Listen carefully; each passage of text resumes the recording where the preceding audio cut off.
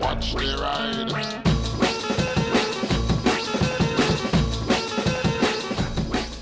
Hey everybody, I am in the garage. I'm going to try and do some casting work today.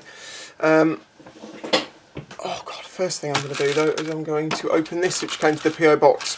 It's very light, I have no idea what it is, apart from someone did message me with a PayPal donation and said, by the way, I've sent you a novelty gift.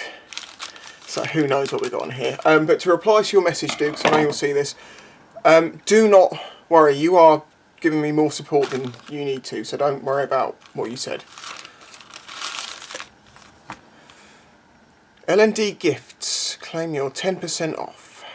I haven't turned this over yet, I don't know what it is. It's novelty, it's probably going to be something like, yes, it is a growing willy. Soak in water, expands 600% the size.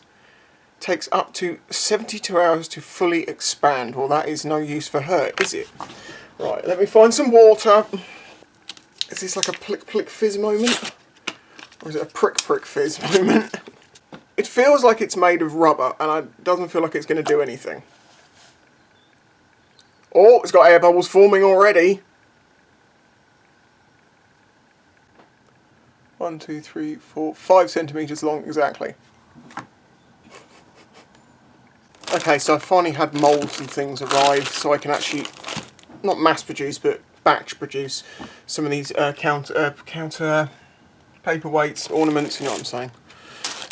I've got my 9mm, and I'm doing 45 ACP as well. These are all inert strut primers, very nice ammunition I managed to get from someone. So I'll be using those. I'm also, and that's what I'm going to be doing on here, I want to do some 223 ones. So from the load of 223s that I have, I'm just going to brasso these to get them back to looking shiny. I might do some that are also, you know, the aged brass colour, but I thought I'd do maybe two with this shiny one. See how it goes. I'm on quite a lot of painkillers at the moment to do this, so excuse me if I'm a bit dopey. 2, 3, 4, 5, 6, 7, let's do 8. Huge thanks to the guy that sent me these gloves. They're such good quality, you can actually take them off and reuse them if they're not too dirty, so they're lasting me ages. Sorry, I had a mouth drier than Gandhi's flip-flop. What I'm doing here and what I'm talking about are completely unrelated. If you know what's going on at the moment, the back problems, riding isn't particularly great, but the painkillers I'm taking more of, so I have to make more garage videos. So anyway, to the point. You know how they say social media can make you very sad? People find that they get very depressed if they have crap brasso. If they look at a lot of social media, because basically they start making comparisons to themselves, because what people put on Instagram, places like that, is very much a snapshot of the best moments, a very much rose-tinted view on their life. And Casey Neistat was recently talking about this, and he was also saying how it's the same with vlogs, and it is, and it's true. Basically, he was saying about how you should realise that when you watch people's vlogs, it really is it's a show. Really, it's a portrayal of the best sides of the things that they do, and it doesn't show any of the normal, as he puts it. You know, everyone deals with the same bullshit. Well, yeah, I agree and I disagree on that that little fact, but whatever. That's neither here nor there. The point saying about how you should remember that when you're watching a vlog from someone, they're not showing you any of the bad stuff. It's not really a true betrayal of what their life is like or what's going on. And I know what he's saying, and it's true. But the thing is, some of the responsibility of that kind of almost lays on the vloggers for portraying things that way. I mean, this is a problem. I talk about all the good and all the bad. And a lot of people are like, for Christ's sake, Spicy, it's so depressing watching your videos. And I'm like, yeah, I get it. It's not a good time, but it's part of the story. I can't, you know, when there was fun, joy, I preferred it when you were doing this, that and the other, the fun, joy videos of blah, blah, blah. And it's like, yeah, because life was good then. Life was going on an upward spin. It was, you know, stuff was good. And when stuff was bad, well, I make videos when it's like that. And at the moment, the thing that is overriding my entire life is currently what's going on my back. So that's why I've been talking about it, and why I'm not doing the fun joy things of riding bikes and running around, and you know. And as I say, I think if a creator knows that portraying a false reality of their life can make people sad, because as Casey Neistat quoted Joe Rogan, who quoted someone else, which was that comparison is a thief of joy. That's an interesting thing. I mean, if you do compare yourself to someone else, their situation, their life, the things they do, you might feel bad about yours, or don't feel like you have as good a life as them. But equally, that works in two ways. You know, you could compare yourself to some, I don't know, like people compare themselves to Casey Neistat. You know, he seems to be able to do what he wants to do, has adventures and explores, and has companies that work with him, and he's doing his own thing, which is fantastic. I'm very supportive of that. But you can also compare yourself to someone having their arms and legs hacked off in another country, you know? So, in a way, yeah, comparison is the thief of joy, but just only if you really look upwards. And you know, we all have different lives. We're not all destined to be like that. The point I'm trying to get to with this is basically that I think that some of the responsibility of the way that social media has affected people's happiness is in the creators making videos which have no reality to them. They are but a soap opera, and the whole point of YouTube was supposed to be for real, everyday people to tell stories of their lives. And if you're just making it into a show, like a not a sitcom, like a soap opera almost, then it's not what YouTube was ever about. Or maybe it was. Maybe you disagree. Maybe you think that, you know, making videos itself is, you can portray things differently. It's telling a story, whether it's completely true or not, you know. If people enjoy watching the content, then people enjoy watching the content. And obviously, people enjoy watching that sort of content because that's a very successful type of industry on YouTube. Vlogging, you know, the positive vlogging and showing all the cool things you're doing because you're a vlogger. It grows, you know, you get to do more things because you're a vlogger, and you're a vlogger, so you do these things, and then you get to do more things as you do things. It builds and builds and builds.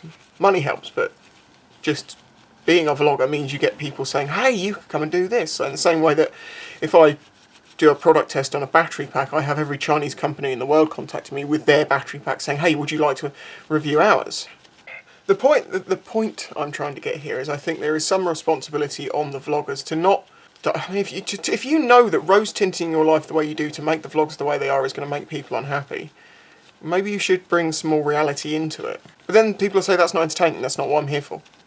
Because what the ideal of what YouTube is about, and what I think people should be doing in vlogs, or don't think should be doing, but could be doing, and shouldn't really be, you know, saying... What am I trying to say here? Some of the responsibility of the vloggers who are saying, you know, oh, just remember that it's not all true. Maybe show some more reality in your videos. But then you'll probably get hate for that anyway, so... I get it, it's a problem. It is a real problem. It's just interesting that the blame always falls on the people watching and you know, comparing themselves to this. Whereas sometimes you think, well, maybe if the people were a bit more honest, a bit more open about their lives, how things really are, they wouldn't feel so bad about themselves.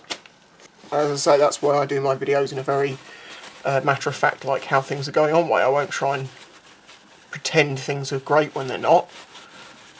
Look at that. Came up nice. If you don't know why brass tarnishes, it's to do with oxidisation. And I believe the Brasso just melts that surface off, which is why they'll stay shiny for a few days, but they'll go back to being oxidised if they're not cast in resin. So that's why I'm doing these, because they're getting cast in resin. What's your opinions on that? Do you think people should stop being so stupid and realise that what they're showing is not reality? But isn't that what people are after, though? The reality, they want to know what people's real lives are like. Like, I'd love to, you get so many kids that are like, you know, they buy the... They should make it the Casey Neistat vlogger kit. You know, it comes with a digital SLR, a Gorilla Pod, a Zoom skateboard, some shitty Ray-Bans that have been scratched up. And then I think there is a point that people end up, their vlog becomes about vlogging. And I think I've fallen into that trap at times where I've been through some of the tough shit. It's such a struggle to do the thing you're supposed to be doing because you don't feel like doing it, and it feels disingenuous if you fake it.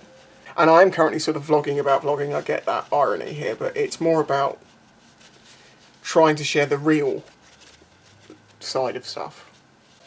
I'm probably making absolutely no sense. Oh, should we check the progress? There hasn't been much. See, when they say it expands by 600%, I think some people will take that it expands by 600% in length. It's probably just going to expand in girth, in which case mass increases greatly, so that percentage will very quickly be reached without it getting hugely bigger. You know how the mass of a sphere, of a ball, goes up way higher than what you'd imagine it would for the diameter. Now I'm starting to wonder if I took 2 painkillers and then took 2 more without knowing about it, thinking about it. I don't think I did. I don't want to touch these too much because the oils on hands makes them oxidise, but yeah, you can see the difference. As I say, I'll do some that are this colour because that's what you're used to seeing them like, but also some that are shiny because that's more ornamental like. Yeah, anyway, I'm going to get on my resin works. Let me know what you think. I'll catch you next time. Yeah, that really pressed the button, didn't it? Well done. Okay, so it's actually been about 5 days since I did that video, so let's see where we're at. 6, 7, 8. It went from 5 centimetres to 8 and a bit.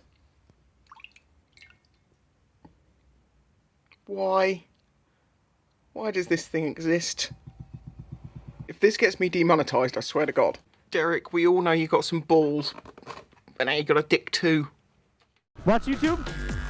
Watch YouTube? What? You want to ride?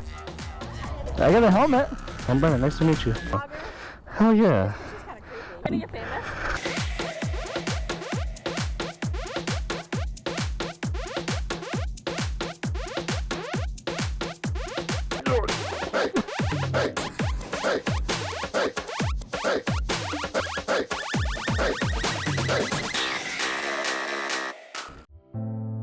If you enjoyed this video and the other content on the channel, please consider following the links in the description to show your support.